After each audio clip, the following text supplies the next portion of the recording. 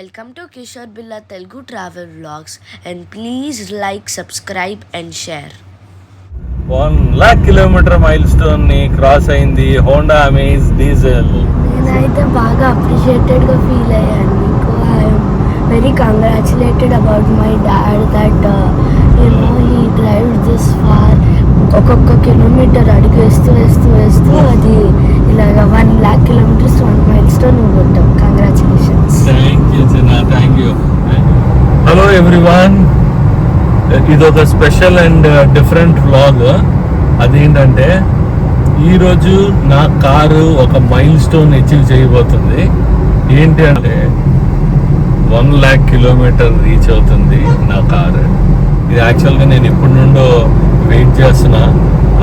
కార్కి 1 lakh kilometer mile stone achieve అయ్యే టైంలో అది షూట్ చేయాలని అండ్ దాన్ని సెలబ్రేట్ చేయాలి, దాని కార్ని మంచిగా డెకరేట్ చేసి సమ్ సెలబ్రేషన్ కూడా చేయాలని ప్లాన్ చేసుకున్నాను నేను.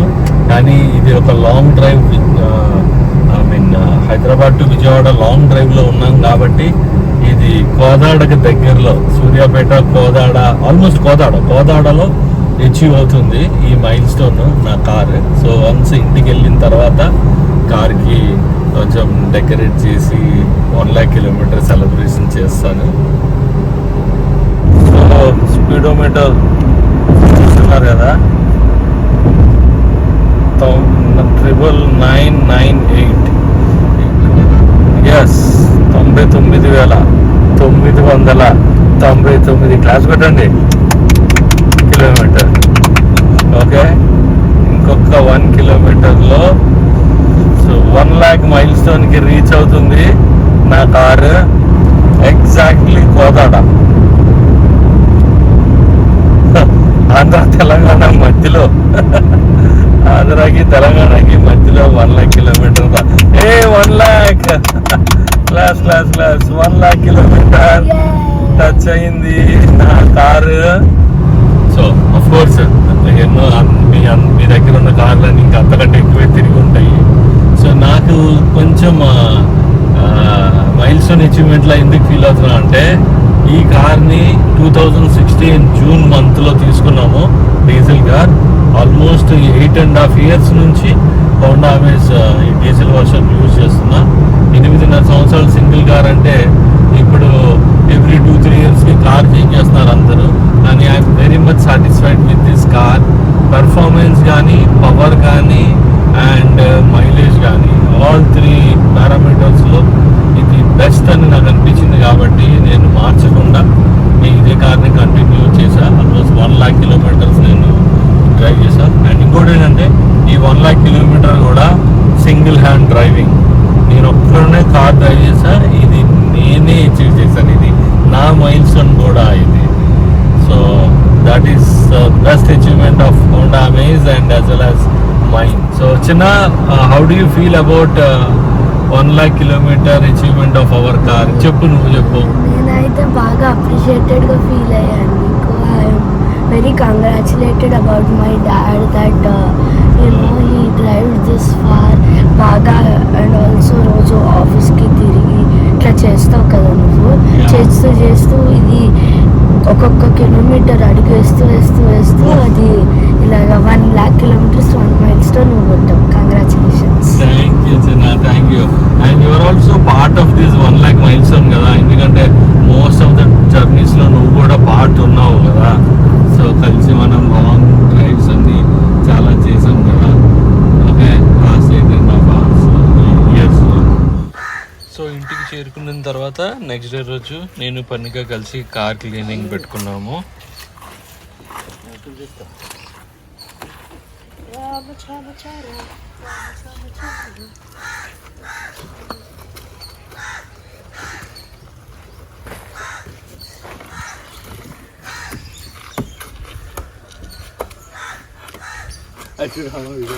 హలో.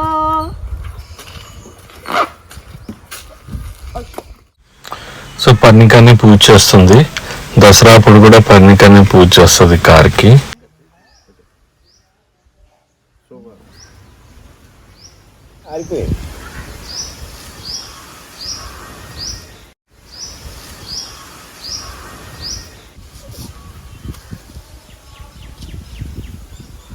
కుంకుమ బాగా కరెక్ట్గా వచ్చినట్టుగా అయిపోయింది. సో హలో ఫ్రెండ్స్, సో ఇప్పుడు నా కార్ది ఒక 1 lakh కిలోమీటర్ చిన్న రివ్యూ చేయాలనుకుంటున్నా. సో ఇది హోండా అమేజ్ డీజిల్ వర్షన్ అని చెప్పాను కదా, 2016 మోడల్. ఇది 2016 మోడల్. దీని సీసీ వచ్చి 1498 సీసీ, అంటే దాదాపుగా 1500 CC and 99 bhp, at the same time 1750 rpm. So 1500 cc 99 bhp and ఈ డీటెయిల్స్తోని పవర్ విషయంలో అయితే మాత్రం so I'm very much satisfied with the power. నేను రీచ్ అయిన టాప్ స్పీడ్ ఏంటంటే 140 కిలోమీటర్ దీంట్లో రీచ్ అయ్యాను. So without any vibration and without any shaking. And same time national హైవేస్లో వచ్చి 100 కిలోమీటర్ యావరేజ్గా నేషనల్ హైవే, అండ్ అట్లాగే ఓఆర్ఆర్లో అయితే 120 కిలోమీటర్స్ అయితే డ్రైవ్ చేస్తుంది ఇదండి. సో సో సో కంఫర్టబుల్గా హైవేలో మంచి స్పీడ్ టాప్ వెహికల్స్తో పోటీ పడి ఇది హైవేలో అయితే నేనైతే డ్రైవ్ చేశాను. So I'm very much satisfied with power and performance of. ఇంటీరియర్లో వచ్చేసి 2016 డీజిల్ మోడల్ కాబట్టి 8 years బ్యాక్ మోడల్ కాబట్టి దానికి తగ్గట్టుగానే బేసిక్ ఇంటీరియర్ అనేది ఉంది. So decent and it's a very good family vehicle అనే చెప్పుకోవచ్చు. So leg room decent and perfect leg room వస్తుంది ఇది. సో అండ్ టిల్టెడ్ స్టీరింగ్ వస్తుంది.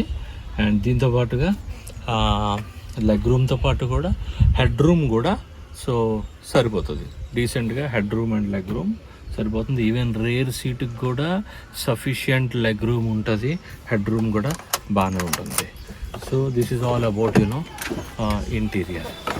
సో ఇంకొక మెయిన్ అడ్వాంటేజ్, ఇది ఫ్యామిలీ వెహికల్ కాబట్టి ఫ్యామిలీ వెహికల్స్తో మనకు కావాల్సింది ఏంటంటే డిక్కీ స్పేస్ కావాలి. సో మీరు చూస్తే dicky space, so dicky space 400 litre dicky space కాబట్టి ఈజీగా 3 ట్రాలీస్ వస్తాయి. దాంతోపాటు 3 మీడియం సైజ్ బ్యాగ్స్ కూడా వస్తాయి. సో 3 ట్రాలీ 3 బ్యాగ్స్ ఈజీగా పడతాయి 400 లీటర్ డిక్కీ కాబట్టి. సో మాకు ఇప్పుడు కూడా లగేజ్ సరిపోలేదు అన్నది లేదు, ఇప్పుడు సఫిషియంట్ లగేజ్ క్యారీ చేస్తుంది దీంతో. సో బేసిక్గా మనకు కావాల్సింది ఏంటంటే పవర్, పెర్ఫార్మెన్స్, స్పేస్, లోపల ఇంటీరియర్లో మనకు కంఫర్ట్ కావాలి. And at the same time అందరూ చూసేది ఏంటంటే మైలేజ్. సో మైలేజ్ గురించి అయితే మాత్రం మీరైతే షాక్ అవుతారు. నేను చెప్పే విషయాలను అయితే షాక్ అవుతారు మీరు. ఏంటనంటే సో కంపెనీ వాడు ఇచ్చింది 25 కిలోమీటర్ పర్ లీటర్ డీజిల్కి మైలేజ్ ఇచ్చాడు, 25 కిలోమీటర్. సో జనరల్గా యూజువల్గా అందరూ ఏం ఎక్స్పెక్ట్ చేస్తారు, 25 కంపెనీ ఇచ్చాడు అని అంటే సో 21, 22 వస్తుంది హైవేలో, 18, 19 వస్తుంది సిటీలో. ఇది జనరల్గా అందరూ కూడా ఎక్స్పెక్ట్ చేసేది. ఒక 5 కిలోమీటర్ తక్కువే మనం అనుకుంటాం. కానీ మీరు నమ్మాలి, నేను దానికి ప్రూఫ్ కూడా నేను దీంట్లోనే నేను ఈ వీడియోలోనే క్లిప్స్ యాడ్ చేస్తాను. సో టాప్ మైలేజ్ నేను ఈ బండి మీద తీసుకొచ్చింది 33 kilometre per litre. Yes, 33 kilometre per litre mileage నాకు ఈ బండి ఒక టైంలో ఒక రైడ్లో నాకు వచ్చింది. చెప్తాను ఎలా వస్తుంది మైలేజ్, ఎంత మైలేజ్ ఎలా వస్తుంది ఏంటి అనేది కూడా నేను చెప్తాను. సో సెకండ్, మల్టిపుల్ టైమ్స్లో నాకు యావరేజ్గా వచ్చింది ఏంటంటే మైలేజ్ 29, 30 కూడా నాకు వచ్చింది. మల్టిపుల్ టైమ్స్లో 29, 30. అండ్ మెజారిటీ టైమ్స్ అంటే మనం యూజువల్గా మన హైవేస్లో డ్రైవ్ చేసేటప్పుడు మనం కొంచెం పవర్లో కాంప్రమైజ్ అవ్వకుండా మనం డ్రైవ్ చేసేది పవర్ కాంప్రమైజ్ అవ్వం. మనం ఫాస్ట్గా డెస్టినేషన్ రీచ్ అవ్వాలి అని అట్లా వెళ్తాం కాబట్టి. సో మెజారిటీ టైమ్స్ నాకు హైవేలో ఇది ఇస్తుంది ఈజీగా 24, 25 ఇస్తుంది విత్ పవర్, విత్ ప్రాపర్ పవర్లో 25 హైవేలో చెప్పినట్టుగానే నాకు ప్రాపర్గా వస్తుంది. హైదరాబాద్ సిటీలో ఫుల్ ట్రాఫిక్లో 20కి తక్కువ నాకు మైలేజ్ ఎప్పుడు రాలేదు. హైదరాబాద్ సిటీ ఫుల్ ట్రాఫిక్లో 20. It's excellent mileage vehicle. Main reason ఇన్నాళ్ళు నేను కంటిన్యూ చేయడానికి, దీన్ని అమ్మడానికి ఇష్టపడకపోవడానికి కారణం ఏంటంటే ఇది నాకు ఒక రకంగా బంగారు గుడ్లు పెట్టే బాత్ ఇది. కాబట్టి దీన్ని నేను అమ్మదలుచుకోలేదు ఇప్పటివరకు కూడా. So this is all about mileage, power performance and comfort of the vehicle. So కొన్ని ఫ్లాస్ కూడా మనం ఇప్పుడు మాట్లాడుకుందాం. ఎట్లా అనంటే like where I felt little irritated or it could have been improved అని కొన్ని ఉంటాయి. ఆ విషయంలో అయితే మాత్రం ఫస్ట్ డిసప్పాయింట్మెంట్ ఏంటంటే నాకు ground clearance. So hatchback and sedan కార్స్లో మేజర్గా మన అందరం కూడా ఫేస్ చేసే ప్రాబ్లం ఇది. గ్రౌండ్ క్లియరెన్స్ వెహికల్స్కి తక్కువ ఉంటుంది. మన ఇండియన్ రోడ్స్లో, మన లోకల్ రోడ్స్లో తెలుసు కదా, లైక్ స్పీడ్ బ్రేకర్ హైట్ ఏ హైట్ ఉంటుంది అని అన్నది.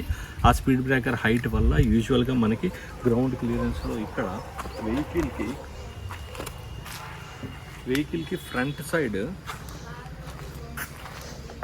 ఫ్రంట్ సైడ్ ఈ పార్ట్లో స్పీడ్ బ్రేకర్ తగలటం అనేది యూజువల్గా హ్యాచ్ బ్యాక్ సెడాన్స్కి మనం రెగ్యులర్గా చూస్తూ ఉంటాము. అయితే ఈ కారు కూడా నేను అదే ప్రాబ్లం నేను ఫేస్ చేశాను.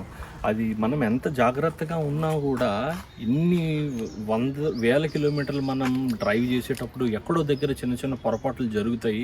స్పీడ్ బ్రేకర్ హైట్ ఎక్కువ ఉండడం, అనుకోకుండా మిడిల్లో ఒక పెద్ద రాళ్ళు రావడం, మనం చీకట్లో డ్రైవ్ చేస్తూ ఉంటాము, సడన్గా గొంతు వస్తుంది, దాంట్లో గొంతులో పడడం. వీటి వల్ల ఏమవుతుందనంటే ఈ కిందన ఉన్న గ్రౌండ్ క్లియరెన్స్ సరిపోకపోవడం వల్ల కింద ఈ ఇంజిన్కి కింద ఒక షీల్డ్ ఉంటుంది. అది ప్లాస్టిక్దే, అది ప్లాస్టిక్ కవర్ ఒకటి ఉంటుంది.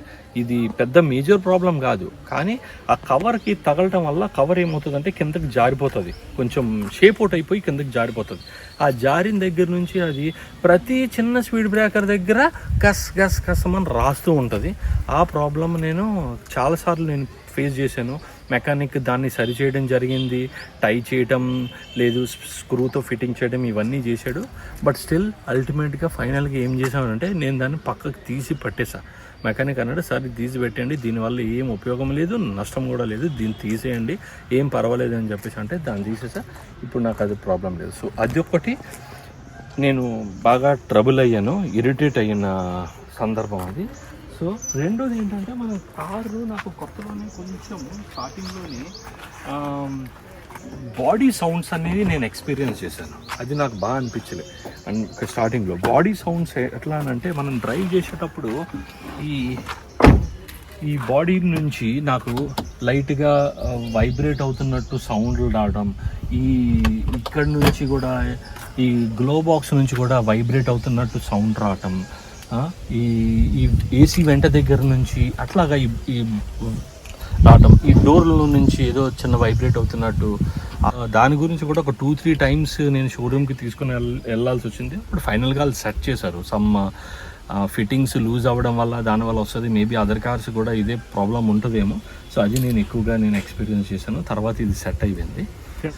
సో ఈ రెండు కాకుండా ఇప్పటి వరకు ఈ 8.5 years and 1 lakh kilometers నేను అసలు ఈ కార్కి నేను ఎంత ఇన్వెస్ట్ చేశాను, ఎంత డబ్బులు ఖర్చు పెట్టాను సర్వీసింగ్లో కానీ, స్పేర్ పార్ట్లు ఏం పోయినాయి, ఏమున్నాయి అంటే ప్రతి 10,000 kilometersలకి సర్వీసింగ్ ఒకటి రెగ్యులర్గా నేను చేయిస్తాను. సో 1 lakh kilometers అంటే డివైడెడ్ బై 10 ఈజీగా 10 to 11 times సర్వీసింగ్ అయితే ఈజీగా నేను చేయించాను. దీనికి దానికంటే ఎక్కువ చేయించాను. That is regular servicing. Per service average cost వచ్చి 5,500 రూపీస్ నాకు యావరేజ్ కాస్ట్, 5,500. అయితే షోరూంలో ఒక ఆల్మోస్ట్ 4-5 years స్టార్టింగ్లో నేను షోరూంలోనే చేయించుకున్నా. షోరూంలో సర్వీసింగ్ చేయించేటప్పుడు అయితే 7,500 నాకు యావరేజ్ సర్వీస్ కాస్ట్.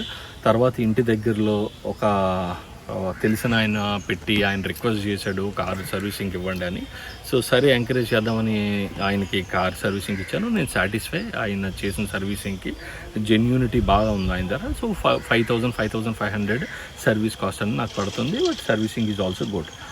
ఇది కాకుండా రెగ్యులర్ సర్వీసింగ్ కాకుండా దీనికి ఏమైనా స్పేర్ పార్ట్లు ఏమైనా పోయినాయా ఏంటి అని అంటే బ్రేక్ షూస్ అనేది వెరీ కామన్.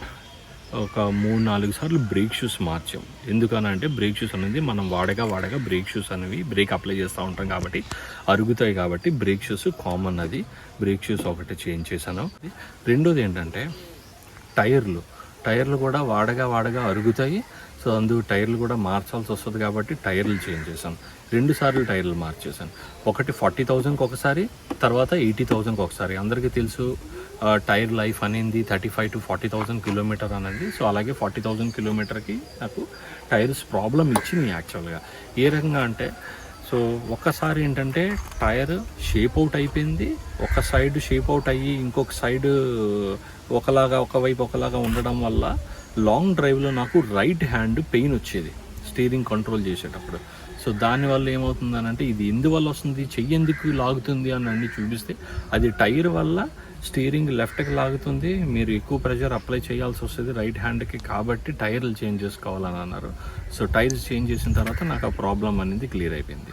సో రెండోసారి కూడా అట్లాగే సిమిలర్గా 40,000 అయ్యింది కాబట్టి సో రెండోసారి కూడా టైర్స్ అనేది బంపీ వచ్చినాయి. సో కొన్ని టైర్లో షేప్ అవుట్ అయ్యి బంప్స్ వచ్చినాయి, నాకు ట్రావెల్ చేస్తుంటే ఇట్లా పైకి బంపింగ్గా అనిపించి అప్పుడు కూడా టైర్లు చేంజ్ చేయాల్సి వచ్చింది.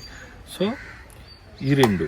మూడోది ఏంటంటే ఇంటికి దగ్గరలో ఇది నా మిస్టేక్, యాక్చువల్గా నేను చేసిన మిస్టేక్ ఏంటంటే వర్షం పడింది, వాటర్ నిల్చున్నాయి, ఆ వాటర్ నేను అసెస్ చేయలేదు, అది ఈజీగా కారు రన్ చేసేస్తుంది, కార్ దాటుతుంది అని నేను అనుకున్నా. కానీ అక్కడ ఏం జరిగిందనంటే ఆ వాటర్ కొంచెం అక్కడ డౌన్ ఉండి లోతు ఎక్కువ ఉండడం వల్ల కారు లోపలికి వాటర్ వెళ్ళింది, అది సో క్లచ్ బాక్స్లోకి వాటర్ వెళ్ళటం వల్ల. సో ఆ తర్వాత నెక్స్ట్ డేకి నాకు గేర్ వేయటం అది పని చేయలేదు, బాగా స్ట్రక్ అయిపోయింది క్లచ్ అండ్ గేర్. సో అప్పుడు క్లచ్ సెట్ అనేది చేంజ్ చేయాల్సి వచ్చింది. ఆ సర్వీసింగ్కి క్లచ్ చేంజ్ చేయడం కోసం ఆల్మోస్ట్ 15,000-16,000 నేను స్పెండ్ చేయాల్సి వచ్చింది. అది నా మిస్టేక్. అది యాక్చువల్గా నేను ఆ వాటర్లోకి వెళ్లకుండా నేను ఆల్టర్నేటివ్ రూట్ చూసుకోవాల్సింది. అయితే మెకానిక్ దగ్గరికి వెళ్ళి ఇలా జరిగిందని చూపించినప్పుడు, అది బాగా రైనీ సీజన్, మెకానిక్ అనింది మీరు హై టెన్షన్ రోడ్లో వాటర్లోకైనా వెళ్ళింది మీ కారు అని అడిగాడు. అంటే నీకెలా తెలుసు అని అంటే అక్కడ ఉన్న కార్లన్నీ ఆల్మోస్ట్ అదే వాటర్లోకి వెళ్ళి క్లచ్ ప్రాబ్లంతోనే వచ్చినవే. సో వాళ్ళకి అది అంత నోటెడ్ అనమాట, ఆ పర్టికులర్ లొకేషన్లో కార్లు డ్యామేజ్ అవుతాయి ఆ వాటర్లోకి వెళ్తే అనేది. సో నాకు తెలియక అప్పుడు అలా జరిగింది. సో మెయింటెనెన్స్ రిలేటెడ్లో ఇవి తప్ప ఇంకా ఎక్స్ట్రా నాకు ఇప్పుడు కూడా ప్రాబ్లం రావడం కానీ చేంజ్ చేయాల్సిన రావడం కానీ అట్లాంటివి అయితే లేవు. వైపర్ బ్లేడ్స్ కూడా మెయింటైన్ అవసరం కాబట్టి వైపర్ బ్లేడ్స్ కూడా అవసరమైనప్పుడల్లా మార్పించుకుంటున్నాయి. సో అదర్వైజ్ ఈ car performance, maintenance, mileage is super mileage యాక్చువల్గా. యా. సో ఇప్పుడు బెస్ట్ మైలేజ్ వచ్చినటువంటి క్లిప్పింగ్స్ చూపిస్తాను చూడండి.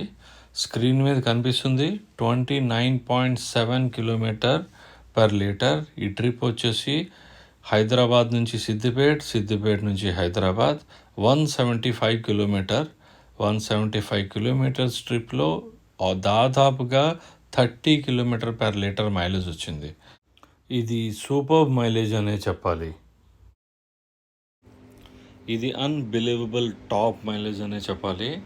33.6 km/లీటర్ mileage, one of the top mileage నాకు ఇప్పటి వరకు వచ్చింది. One more trip 322.5 kilometers trip ఇది 30 km/లీటర్ యావరేజ్. నెక్స్ట్ వచ్చేసి 28.9 km/లీటర్, ఆ తర్వాత 29.7 km/లీటర్. సో అవి ఫ్రెండ్స్ నా కార్వి బెస్ట్ మైలేజ్ క్లిప్స్. ఇంకా చాలా ఉన్నాయి కానీ నేను అన్నీ క్యాప్చర్ చేయలేదు, కొన్ని వరకు క్యాప్చర్ చేశాను, వాటి వరకు ఇందులో పోస్ట్ చేశాను. సో మెజారిటీ టైమ్స్ అయితే యావరేజ్గా 24-25 అయితే చాలా నెంబర్ ఆఫ్ టైమ్స్ నాకు ఆ మైలేజ్ వచ్చింది. సో ప్రతి సందర్భంలోని ఈ 30 km 29 km పాసిబుల్ అని అంటే అది పాసిబుల్ కాదు ప్రతిసారి, ఎందుకంటే అది డిపెండ్స్ ఆన్ రోడ్ కండిషన్ బట్టి, కార్లో మనం ఎంతమంది ట్రావెల్ చేస్తున్నాము అండ్ ట్రాఫిక్ కండిషన్స్ని బట్టి, మన డ్రైవింగ్ స్కిల్స్ని బట్టి కూడా అది డిపెండ్ అయి ఉంటుంది. మెయిన్ రోడ్ కండిషన్, హైవేలో అయితే కనుక మనకి మంచి మైలేజ్ వస్తుంది, అది అందరికీ తెలిసింది. సెకండ్ వచ్చి సో 1-2 km డెఫినెట్గా వేరీ ఉంటుంది వెయిట్ ఆఫ్ ద వెహికల్ పైన. అంటే ఫుల్ వెయిట్లో కార్లో అంటే ఆల్ 4 people 5 people ఉన్నారా అండ్ లగేజ్ కూడా ఎక్కువ ఉందా, లేదు అని అంటే 1 or 2 people ట్రావెల్ చేస్తున్నారా అనే దాన్ని బట్టి కూడా ఉంటుంది. సో నాకు 30 నేను రీచ్ అయినప్పుడల్లా, నేను సింగిల్గా ఉన్నప్పుడే నేను 30 రీచ్ అయ్యాను. సో 2-3 people ఉన్నప్పుడు డెఫినెట్గా 28-27 అట్లా వచ్చేది నాకు. So one is road condition, that highways, and second is కార్లో ఎంతమంది ట్రావెల్ చేస్తున్నాం, ఎంత వెయిట్ ఉన్నది, అండ్ థర్డ్ వచ్చేసి స్పీడ్. మనం ఏ స్పీడ్ని మెయింటైన్ చేస్తున్నాం అనేది చాలా ఇంపార్టెంట్. సో ఒకటే స్పీడ్ మనం మెయింటైన్ చేసుకోగలిగితే కనుక హైవేస్లో డెఫినెట్గా మంచి మైలేజ్, చాలా మంచి మైలేజ్ వస్తుంది. ఇందులో చాలా ముఖ్యమైనది ఇది యాక్చువల్గా. సో నేను 3 వేరియంట్స్ చెప్తాను ఇక్కడ. నాకు 80-100 స్పీడ్ నేను మెయింటైన్ చేసినప్పుడల్లా కూడా 23-24 నా మైలేజ్ యావరేజ్గా. 80 అండ్ అబోవ్ నేను మెయింటైన్ చేస్తే 60 కిలోమీటర్ నుంచి 80 కిలోమీటర్ మధ్యలో కానీ నేను స్పీడ్ మెయింటైన్ చేస్తే కనుక అప్పుడు నాకు 27-28 ఈజీగా వచ్చేది. 60 లోపు అంటే 50 కిలోమీటర్ టు 60 కిలోమీటర్ మెయింటైన్ చేస్తే కనుక నేను అంటే 60 మెయింటైన్ చేస్తే సో నేను టచ్ చేసిన ఈ 30 కిలోమీటర్ పెర్ లీటర్ అన్నది ఏదైతే ఉందో నేను 50 కిలోమీటర్ 60 కిలోమీటర్ యావరేజ్ స్పీడ్లో ట్రావెల్ చేసినప్పుడు మాత్రం నాకు ఇది పాసిబుల్ అయింది with low weight and highways excellent road కండిషన్స్లో ఉన్నప్పుడు. సో డ్రైవింగ్ స్కిల్కి వచ్చేసరికి గేర్ షిఫ్టింగ్ అండ్ యాక్సలరేటర్ని యూజ్ చేసే విధానం బట్టి మేజర్గా డిపెండ్ అయి ఉంటుంది. సో టాప్ గేర్లో మెజారిటీ జర్నీ మనకి టాప్ గేర్లో అయినప్పుడు మాత్రం మంచి మైలేజ్ మనకు వస్తుంది. యాక్సలరేటర్ కూడా మనం ఒక లెవెల్లో యాక్సలరేటర్ మనం కంట్రోల్ అనేది ఉండాలి. స్పీడ్ మెయింటెనెన్స్ అనేది సేమ్ స్పీడ్ని మెజారిటీ ఎక్కువ టైం మనం మెయింటైన్ చేయగలిగితే కనుక మంచి మైలేజ్ వస్తుంది.